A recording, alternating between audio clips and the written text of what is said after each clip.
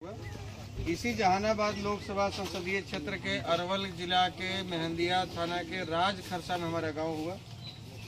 और पारिवारिक पृष्ठभूमि के बारे में यदि अपना बताएं तो हमारे पूरे खानदान में कोई सांसद विधायक मुखिया आज तक नहीं हुआ है और न हम किसी करोड़पति उद्योगपति का बेटा या पोता। सेना में सिपाही की नौकरी करते थे, चाचा जी जान रहे हैं, ये भाई साहब भी जान रहे हैं अपने गाँव में। इंडियन आर्मी में बतौर सिपाही हमने 8.5 साल देश की सेवा दी है। उसके बाद हम स्वेच्छा से रिजाइन देकर चले। सिपाही की नौकरी करने कौन जाता है, आप इससे अंदाजा लगा सकते हैं कि हमारा पारिवारिक बैकग्राउंड क्या होगा। करोड़पति अरबपति का बेटा सिपाही की नौकरी करने नहीं जाता है सेना में, और ना कोई विधायक मंत्री का बेटा जाता है। तो साधारण परिवार में जन्म लिए हैं, आज भी साधारण ही है और साधारण ही रहना चाह रहे हैं। क्योंकि हमको आज एक सिपाही सेनापति बनने का सपना देख रहा है। सेनापति कहने का मतलब सांसद। एक सिपाही यदि सांसद बनने का सपना देख रहा है तो ये आप लोगों के बदौलत देख पा रहा है। नहीं तो एक सिपाही की क्या औकात है कि सांसद का बनने का सपना देखेगा। यहाँ कर्नल, ब्रिगेडियर और डीजीपी रिटायर होते हैं, वो सांसद के लिए सपना देखते हैं, टिकट नहीं मिलता है, सरकार के दूसरे काम में लग जाते हैं। लेकिन ये आप लोगों का प्यार है कि हम लोगों ने नामांकन किया 7 तारीख को जहानाबाद में नॉमिनेशन किया। पूरे जहानाबाद संसदीय क्षेत्र से हजारों हजार की संख्या में लोग आए और स्वेच्छा से अपने से डीजल पेट्रोल भरवा कर आए। तो आप समझिए कि एक सिपाही को हाथ पकड़कर लोग कह रहे हैं कि सेनापति बनो। अभी उम्र है, जवान है, काम करने की इच्छा शक्ति है, काम करना चाहते हैं। और पिछले 12 वर्ष में जितना बन पाया है अपने स्तर पर हम किए हैं। लेकिन क्या है कि हमारे पास सीमित संसाधन है, हमारे पास सीमित ताकत है, सीमित पावर है। तो जितना बन पाता है उतना कर रहे हैं। लेकिन आप सबका यदि सहयोग मिलेगा, आप सबका सहयोग यदि रहेगा तो और अधिक लोगों तक अपना सहयोग पहुंचा सकते हैं और दूर तक अपनी आवाज पहुंचा सकते हैं। और इच्छा हमारी भी है कि हमारे जहानाबाद में देखिए, किसी जिला को एयरपोर्ट मिला है, किसी जिला को एम्स मिला है, किसी जिला को IIT मिला है, किसी जिला को सेंट्रल यूनिवर्सिटी मिला है। लेकिन हमारे जहानाबाद को क्या मिला है? हमारे जहानाबाद को कुछ नहीं मिला है। कारण क्या है कि यहाँ लोग जो जीत कर जाते हैं वो जीतने के बाद सो जाते हैं और उनको पता है कि फिर हम पैसा देके टिकट लेके चल आएंगे और कभी लालू जी के नाम पर, कभी मोदी जी के नाम पर, कभी नीतीश जी के नाम पर हमको वोटवा तो मिल ही जाएगा। तो तय यहाँ की जनता को करना है कि वैसा सांसद को चुनना है जो वोट लेके जाए और 5 साल तक नजर नहीं आए, और फिर वोटवे के टाइम में आए। या उस तरह के व्यक्ति को अपना प्रतिनिधि बनाकर संसद में भेजना है जो संसद भवन में खड़ा होकर कह सके कि महोदय बताया जाए कि हमारे जहानाबाद का क्या कसूर है कि न तो आपने वहां IIT दिया है, न बढ़िया यूनिवर्सिटी दिया है, न 200 बेड का 100-200 बेड का भी तकनीकी वाला अस्पताल नहीं है। किसी की बढ़िया अगर बीमारी हो जाए तो उसको पटना, बनारस, दिल्ली, लखनऊ देखना पड़ता है। तो जहानाबाद के लोगों की क्या गलती है भैया?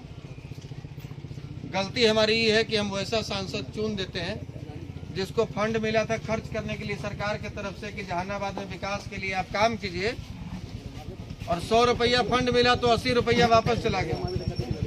16 करोड़ रुपया वर्तमान सांसद जी खर्च नहीं कर पाए जहानाबाद में।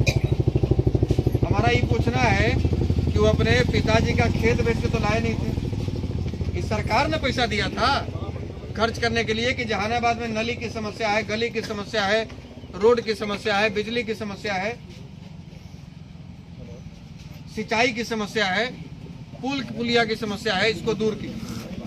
लेकिन वो खर्च कौन करेगा? जो घूमे क्षेत्र में, जो लोगों के बीच में जाए, तब ना उसको पता होगा कि भाई ये गांव में फलाना समस्या है, गांव में ये समस्या है, गांव में ये समस्या है। उनको इससे मतलब ही नहीं है।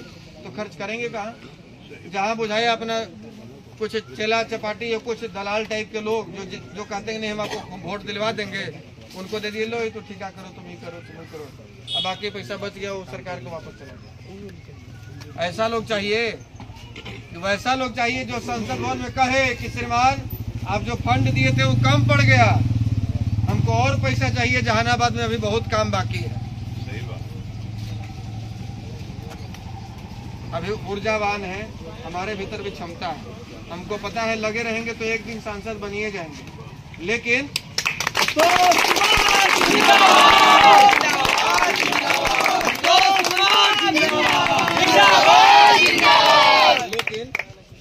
लेकिन तकलीफ डर इस बात का है कि जनता शायद तब बनाए जब हम करने की स्थिति में नहीं रह जाए। अब पूरे जिंदगी लड़े हैं और 60 साल की उम्र होने के रिटायरमेंट की उम्र में लोग संसद भवन में भेजे, तो हम क्या करने के लायक रह जाएंगे? सही बात है कि नहीं है? सही बात। अभी ऊर्जा है, अभी हम करना चाहते हैं, अभी क्षमता है, और जिस हिसाब से 200-250 गांव घूम के आए हैं, जिस हिसाब से लोग समर्थन दे रहे हैं, तो ये तो लग रहा है कि जहानाबाद इस बदलाव वोट में है।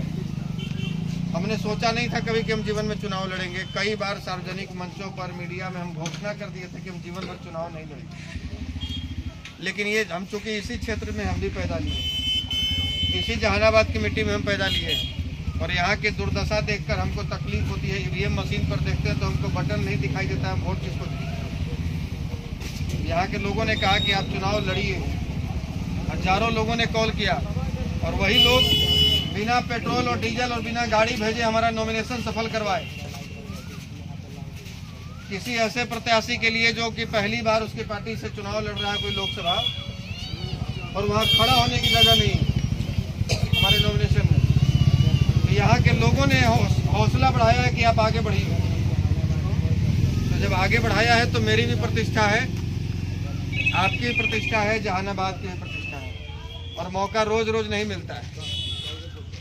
वोट दे के और 5 साल गरियाने से बढ़िया है तो वैसा बेटा को चुनिए जो आपके समाज के लिए खड़ा हो, आपके जहानाबाद के लिए खड़ा हो, और आपके सुख दुख में रात हो दिन हो कभी आपको आवश्यकता पड़े तो कम से कम अपना शरीर लेकर आपके दरवाजे पर जरूर पहुंच जाएगा।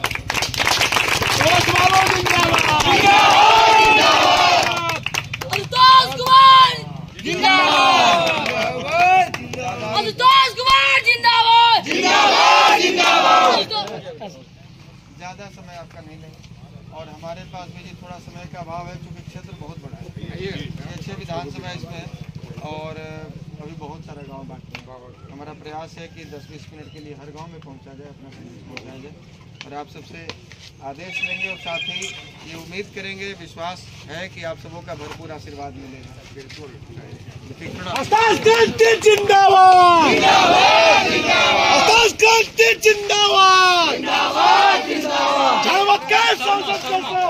जिंदाबाद।